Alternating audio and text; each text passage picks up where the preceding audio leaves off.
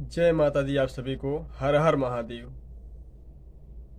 मैं नागेश्वर महाराज आप सभी का फिर से नए वीडियो में आप सभी का स्वागत करता हूं। मैं दोस्तों, अच्छा ज्ञान देने के चक्कर में, सब कुछ समझाने के चक्कर में वीडियो थोड़ा लंबा हो जाता है, तो आप सब स्किप करके ना देखा करें। बहुत सारे लोग पूरी वीडियो नहीं देखते हैं, उसके बाद मुझसे पूछते हैं कि ये कैसे होगा, ये कैसे होगा। दोस्तों, पूरी तरह से आप वीडियो को बिना भगाए, बिना स्किप किए आप देखोगे तभी आपको पूरी तरह से समझ में आएगा, क्योंकि मैं जो भी जानकारी देता हूँ पूरी सीरियल से बिल्कुल एक तरफ से मैं देता हूँ ताकि आपको समझ में आए।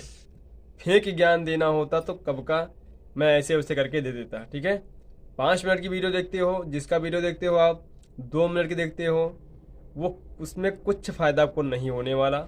और जो मेरे वीडियो को आप देखते हो अच्छे से, तो आपको अच्छे से सब कुछ समझ में आएगा, इसीलिए वीडियो लंबा हो जाता है। ठीक है, तो आप समझें आज मैं जो ज्ञान देने जा रहा हूँ वो कैसा ज्ञान है, आप पूरे ध्यान दें।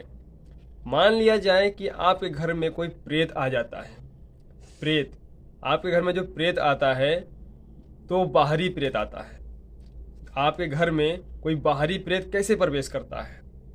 मान लिया जाए कि आप कहीं गए हो, काम पर गए हो, और मजदूरी करने गए हो, या ऑफिस गए हो, या किसी और काम से गए हो, या रिश्तेदारी में गए हो आप, तो वहाँ से तंत्र किस प्रकार से आपके घर में आते हैं और फिर आपको बर्बाद करते हैं।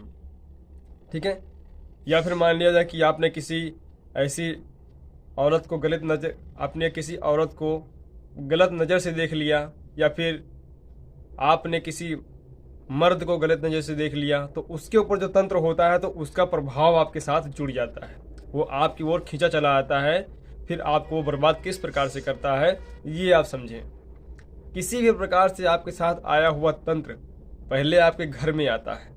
वो एक चीज़ ये देखता है कि आपके कुल देवी, आपके पितृ किस स्थिति में हैं, खुले हैं, बंधे हैं, पूजा आप देते हो कि नहीं देते हो, आपकी ऊर्जा क्या है। आपकी ऊर्जा जो होती है ना, ऊर्जा के अनुसार प्रेत आपको परेशान करता है। आपकी ऊर्जा बलिष्ठ है या नहीं है, मतलब बलपूर्वक है या नहीं है। बलपूर्वक अगर होगा आपका जो है, आपकी एनर्जी, आपके अंदर का जो आपकी खुद की सोल है, तो उस आधार से आपको परेशान करेगा। आपके घर में पहले बैठेगा, आपके घर का वातावरण वो गंदा करेगा। अगर आपके घर में बहन है, बेटी है, अगर वो रजस्वला होती है, मतलब उसको पीरियड अगर आता है, तो सबसे पहले वो उस पर अटैक करेगा, या फिर किसी आपके माँ को अटैक कर सकता है। मतलब वो सब कुछ देख परख करके फिर उस पर अटैक करेगा, उस पर वो हावी होगा। धीरे धीरे अगर आप समझ नहीं पाए तो बर्बाद कर देगा। ठीक है, इस प्रकार से घर में तंत्र प्रवेश करते हैं। तो आपको जब भी कहीं आप बाहर जाएं तो इन सब बातों का ध्यान जरूर रखें, कुछ गलत ना करें, गलत नज़र से कहीं ना देखें। आप अपने आप को सुरक्षित महसूस कैसे करोगे इसमें मैं ये भी बताऊंगा आपको। ठीक है, तो बाहरी प्रेत इस प्रकार से प्रवेश कर लेते हैं, और जो आपके घर के अगल बगल प्रेत रहते हैं धीरे धीरे वो उनको भी संपर्क में जोड़ लेते हैं, उनकी तादाद बढ़ जाती है और भयंकर परेशानी आपको आती है। आप कहते हो, अरे कुछ दिनों से मुझे बहुत दिक्कत होने लगी है, कुछ दिनों से मैं परेशान होने लगा हूँ, लगता है किसी ने कुछ कर दिया है, या फिर कुछ और भी बाधा है। फिर धीरे धीरे आपके अगर कोई जिन्न आ गया, कोई खबीज आ गया, कोई प्रेतनी अगर आ गई, जो अय्याश टाइप के होते हैं, ये अगर आ गया, अगर कोई मर्द शक्ति आ गई तो आपके औरत पे अटैक करेगा, औरत पे अटैक करेगा, फिर धीरे धीरे आपके आपस में अनबन करवा देगा। आपका पत्नी से बनेगा नहीं, झगड़ा करवाएगा, अनावश्यक आपको गुस्सा आएगा, इसको मारूं, इसको पीटूं, ऐसा गुस्सा आपको ऑटोमेटिक आएगा। नहीं बोलना चाहोगे फिर भी अंदर से बोलने का मन करेगा कि इसको मारो, ताकि आप दोनों में अनबन रहे और वो अपने काम करता रहे। ठीक है, ऐसा भी होता है। या फिर आपको अपने अनुसार कोई शक्ति चलाने वाली आ जाती है, जैसे कोई डायन आपको मिल गई रास्ते में, कोई हमने अपनी आंखों से देखा है, अपने कानों से सुना है इस चीज़ को। कोई डायन अगर आपको पसंद कर लिया, आपकी ऊर्जा को उसने देख लिया, तो आपकी ऊर्जा के साथ वो जुड़ जाती है। या फिर कहीं आप मंदिर गए हो तो वहाँ रास्ते में शक्तियाँ वातावरण की वजह से, जो मंदिर का वातावरण होता है उसके वजह से वो शक्तियाँ वहाँ रास्ते में बैठ जाती हैं कि अगर ये वहाँ जाएगा कोई जो प्रभावशाली होगा, ऐसा इंसान कोई मिलेगा तो उसके साथ मैं हो लूँगी, उसके साथ में चली जाऊँगी, फिर उसको अपने हिसाब से चलाऊँगी। फिर धीरे धीरे उसको जिस प्रकार से अपने साथ ले जाना होता है उस प्रकार से वो शक्तियाँ हावी होकर उसको उससे अपने आप को ख़त्म करवा देती हैं, या फिर जो भी सिस्टम है वो करती हैं। ठीक है, आपको पता चल गया तो आप किसी बाबा के पास जाके अपने आप को अच्छा करवा लेते हो। ये सब चीज़ें होती हैं। ठीक है, तो आपको मैं समझाऊंगा कि इन चीज़ों से बचना कैसे है।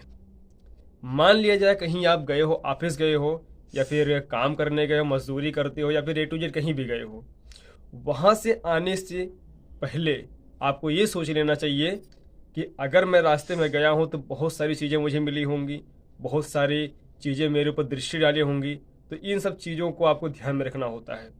वहाँ से आपको आने से पहले अगर आपको रास्ते में कोई मंदिर मिलता है तो मंदिर में आपको पहले दर्शन जरूर करना चाहिए।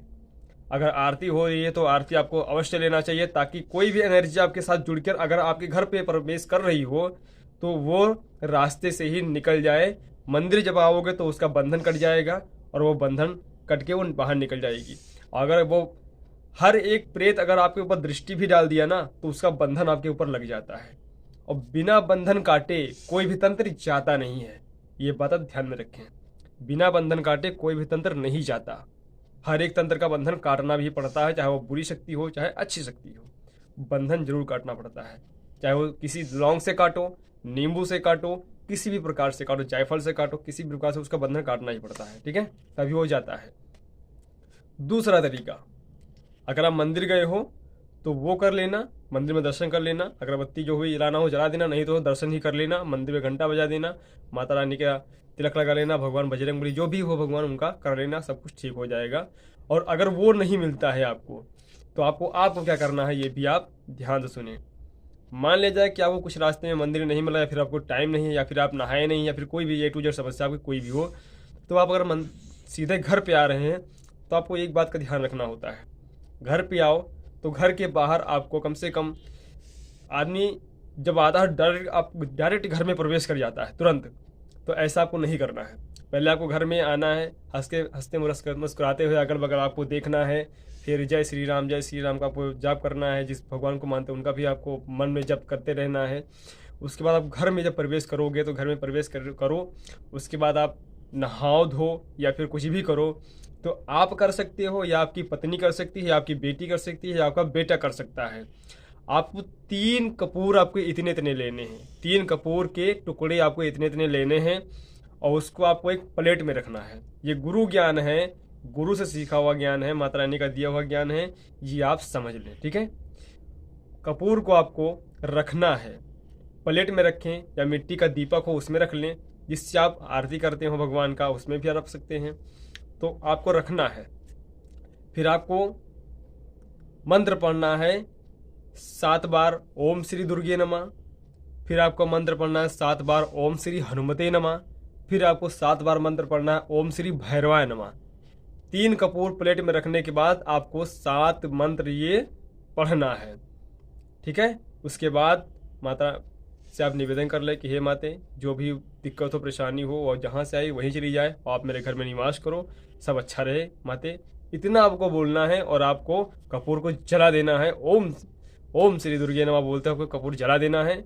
जलाने के बाद आप पूरे घर में दिखाएं, सभी जो घर के सदस्य हैं सबको दिखाएं, फिर घर के बाहर तक दिखाएं, आप घर के जो मेन दरवाज़ा वहाँ तक आपको जरूर दिखाना है। उसके बाद आपको लाके मंदिर में आपको जहाँ पे पूजा पाठ करते हैं या फिर आपने जहाँ से जलाया है वहाँ पे आपको रख देना है, सबको आरती ले लेना है। उसके बाद आपको जलाना है तो 5 अगरबत्ती दुर्गा माता, बजरंगबली, भैरव बाबा के नाम से आप जला सकते हैं, और नहीं जलाना है तो कोई बात नहीं। इतना करने से आपको जीवन में कभी कोई तंत्र नहीं लगेगा। ठीक है, जो मैंने ज्ञान दिया मेरी आंखों देखी है, आंखों देखा अगर नहीं होता तो मैं ये ज्ञान नहीं दे पाता। ठीक है, नागेश्वर महाराज के पास अद्भुत ज्ञान है, बहुत सारे ज्ञान है, मैं आपको देता रहूँगा। आप जुड़े रहें चैनल से, नए हो तो चैनल को सब्सक्राइब करें, वीडियो को लाइक करें। जय माता दी, जय भैरव, जय महाकाल, जय महाकाली, जय गुरुदेव, हर हर महादेव।